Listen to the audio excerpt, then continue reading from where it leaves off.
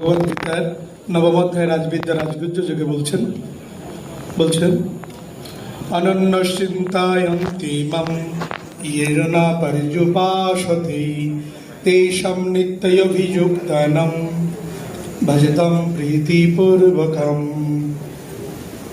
যা বললেন শ্রী ভগবান এর সরলার্থ করে বলছেন, যিনি সতত কেবলই আমার শরণাগত হয়ে আমাকে এক চিত্তে এক ধ্যানে স্মরণ করে, আমি তার যত অপ্রাপ্তি আছে সমস্ত কিছুতে প্রাপ্তি ঘটাই এবং অবশেষে সেই প্রাপ্ত বস্তুর সংরক্ষক হিসেবেও আমি কাজ করি, আমি তার মঙ্গল প্রদান করি।